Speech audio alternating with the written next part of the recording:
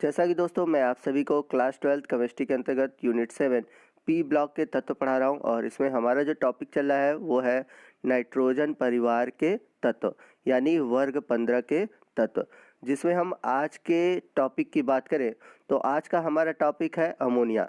तो आज के इस वीडियो में हम अमोनिया के गुणों के बारे में पढ़ेंगे और इसके साथ साथ अमोनिया के बनाने की प्रयोगशाला विधि के बारे में जानेंगे। तो यदि हम बात करें अमोनिया की प्रकृति में उपस्थिति की, यानी कि ये प्रकृति में कहाँ कहाँ पाया जाता है, तो अमोनिया की अल्प मात्रा वायु तथा मिट्टी में पाई जाती है, जहाँ यह नाइट्रोजन युक्त कार्बनिक पदार्थों के सड़ने गलने से बनता है, जो कि एक प्रकार की मंद अपघटन प्रक्रिया है। तो जैसा कि हम सभी जानते हैं अमोनिया गैस रूप में पाया जाता है और ये गैस रूप में बहुत कम मात्रा में वायु और मिट्टी में पाया जाता है। तो वायु और मिट्टी में कैसे पहुँचता है, तो यह नाइट्रोजन युक्त जो कार्बनिक पदार्थ है उनके सड़ने गलने से बनता है। तो जैसा कि हम सभी जानते हैं कि जब भी कोई कार्बनिक पदार्थ या कोई भी पदार्थ सड़ता अथवा गलता है तो वो जिस यौगिक से मिलकर बना होता है उसी यौगिकों में टूट जाता है। तो ऐसे कार्बनिक यौगिक जिनमें कि नाइट्रोजन युक्त पदार्थ होते हैं, तो जब उनका अपघटन होता है तो वह अपघटित होकर अमोनिया का निर्माण कर देते हैं। कैसे होता है ये एग्जाम्पल के थ्रू समझते हैं। तो जैसे अगर हम बात करें मिट्टी में उपस्थित यूरिया की, तो यूरिया का मिट्टी में उपस्थित नमी के साथ अपघटन होता है जिससे अमोनिया बनता है। तो यहाँ पर आप देख सकते हैं यूरिया का फार्मूला दिया है NH2CONH2। ये जल से क्रिया कर रहा है और जल से क्रिया करके अमोनियम कार्बोनेट बना रहा है, यानी कि NH4 का होल ट्वाइस CO3 बना रहा है। तो हम सभी जानते हैं कि जब अमोनिया और जल आपस में क्रिया करते हैं तो अमोनियम और कार्बोनेट बनाते हैं, तो इसलिए यहाँ पर NH4 का होल ट्वाइस और CO3 बना हुआ है। तो जब भी कार्बोनेट का अपघटन होता है तो कार्बन डाइऑक्साइड बनता है और अमोनियम का अपघटन होता है तो अमोनिया बनता है। तो नीचे वाले रिएक्शन में आप देख सकते हैं कि जो अमोनियम कार्बोनेट बना है, जो कि एक अस्थायी यौगिक है, वो तुरंत टूट जाता है अमोनिया में, कार्बन डाइऑक्साइड में और जल में। तो इस प्रकार आपने देखा कि जो यूरिया है इसका दो बार में अपघटन होता है। पहले ये परिवर्तित होता है अमोनियम कार्बोनेट में और बाद में अमोनियम कार्बोनेट ब्रेक कर जाता है अमोनिया, कार्बन डाइऑक्साइड और जल में। तो इस प्रकार प्रकृति में कार्बनिक यौगिकों के अपघटन से अमोनिया का निर्माण होता है, लेकिन ये अमोनिया जो बनता है वो बहुत ही अल्प मात्रा में पाया जाता है।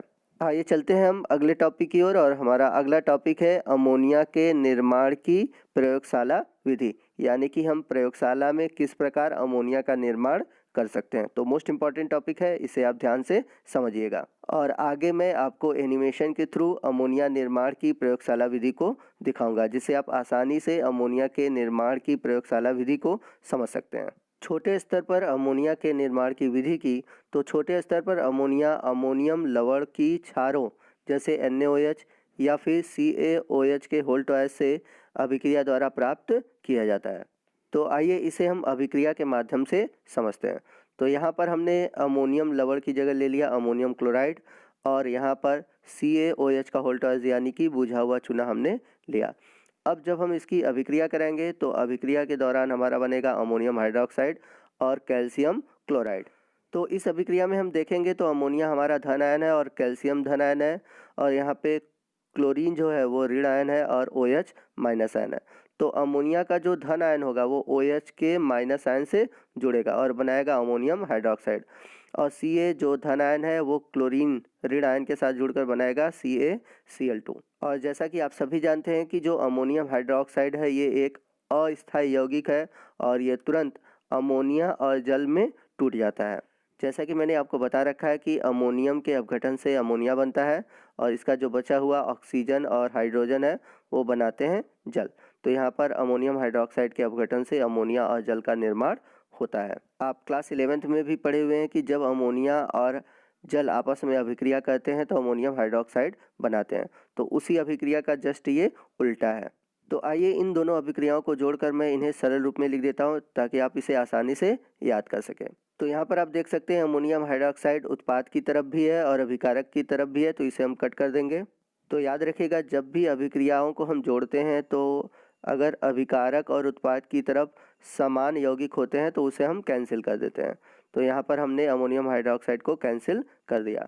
अब अभिक्रिया के बाएं तरफ और दाएं तरफ जो बचे हुए उत्पाद हैं और अभिकारक हैं हम उनको लिख लेते हैं। तो बाएं तरफ जो अभिकारक हैं बचा हुआ है वो है अमोनियम क्लोराइड NH4Cl और CaOH का होल ट्वाइस। तो हमने बाईं तरफ अमोनियम क्लोराइड और बुझा हुआ चूना का सूत्र लिख दिया।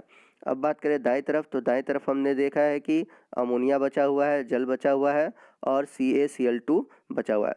तो इन जब बचे हुए यौगिकों को हम लिखेंगे तो हमें एक सरलतम सूत्र प्राप्त होगा, और वो सूत्र क्या है? अमोनियम क्लोराइड का बुझा हुआ चूना से अभिक्रिया कराते हैं तो अमोनिया, जल और कैल्शियम क्लोराइड प्राप्त होता है।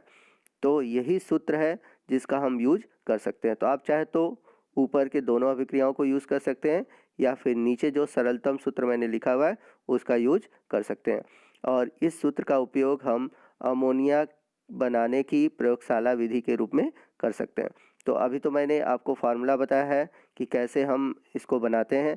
आगे हम जानेंगे कि कैसे हम प्रयोगशाला में कौन से उपकरण और कितनी मात्रा में अमोनियम क्लोराइड या फिर बुझा चूना का उपयोग करेंगे और अमोनिया का निर्माण करेंगे। तो आइए इसके पूरे उपकरण और पूरी विधि को हम जानते हैं। तो पहले हम बात करते हैं इसकी विधि के बारे में। तो एक गोल पेंदी के फ्लास्क में अमोनियम क्लोराइड का 1.5 भाग यानी कि 1 से 1/2 भाग और बुझा हुआ चूना का 1 भाग लेते हैं, यानी कि 1.5 भाग हम अमोनियम क्लोराइड लेंगे और 1 भाग हम बुझा हुआ चूना लेंगे। इसके बाद हम इसे चित्र में प्रदर्शित उपकरण की तरह सजाएंगे। तो उपकरण को कैसे अरेंज करेंगे, आइए मैं आपको समझा देता हूँ। तो प्रयोगशाला में अमोनिया के निर्माण के लिए जो उपकरण चाहिए यहाँ पर आपको चित्र में प्रदर्शित किया गया है।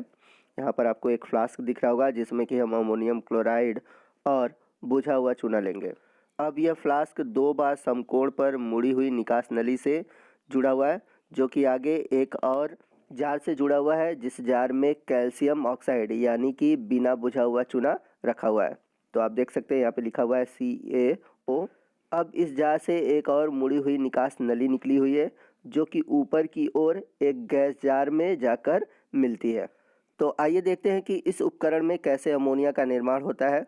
तो सबसे पहले जो गोल पेंदी का फ्लास्क है इसमें हम अमोनियम क्लोराइड और बुझे हुए चूने को लेकर गर्म करेंगे, और जब गर्म करेंगे तो अमोनिया और जलवाष्प बनेगा, जैसा कि पीछे हम लोगों ने रिएक्शन में देखा।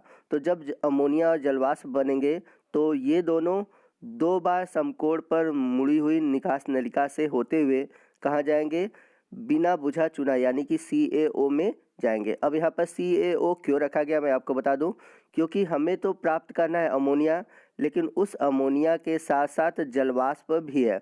तो उस जलवाष्प को अवशोषित करने के लिए यहाँ पर बिना बुझा हुआ चूना रखा हुआ है। और हम सभी जानते हैं कि जो बिना बुझा हुआ चूना होता है ये जल से अभिक्रिया करके बुझा हुआ चूना में बदल जाता है।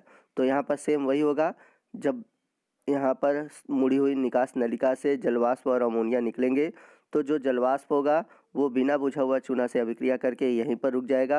अब जो शुद्ध अमोनिया गैस होगी वो ऊपर की ओर गैस जार में एकत्रित हो जाएगी। तो एग्जामिनर आपसे कभी कभी प्रैक्टिकल में पूछता है कि भाई यहाँ पर क्यों बिना बुझा हुआ चूना रखा है, तो आप उसका आंसर तुरंत देंगे और आपका आंसर क्या होगा कि यहाँ पर जो जलवाष्प बना हुआ है उसे अवशोषित करने के लिए यहाँ पर बिना बुझा चूना यानी कि CaO रखा गया है। तो पूरी विधि को हम लिखित रूप में देख लेते हैं कि कैसे हम लिखेंगे। तो जैसा कि मैंने बताया कि इसे चित्र के अनुसार हम सजा लेते हैं, जिसमें फ्लास्क में बिना बुझा चूना भरा हुआ है और अमोनियम क्लोराइड भरा हुआ है। तो हम फ्लास्क को धीरे धीरे गर्म करते हैं और गर्म करने पर अमोनिया गैस और जलवाष्प निकलते हैं। यह गैस मिश्रण जब बिना बुझे हुए चूने से भरी हुई नली में प्रवाहित होता है तो बिना बुझा चूना जलवाष्प को अवशोषित कर लेता है और शुष्क अमोनिया गैस बाहर निकल जाती है। शुष्क अमोनिया गैस को वायु का अधोमुखी विस्थापन यानी कि डाउनवर्ड डिस्प्लेसमेंट ऑफ एयर कराकर एक जार में एकत्रित कर लेते हैं।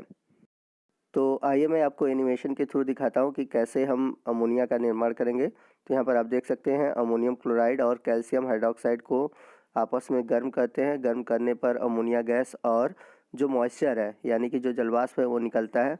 तो जो मॉइस्चर है देख रहे हैं यहाँ पर वाइट कलर से दिख रहा है, CaO भरा हुआ है, और मॉइस्चर को ये CaO यानी कि बिना बुझा हुआ चूना अवशोषित कर लेता है।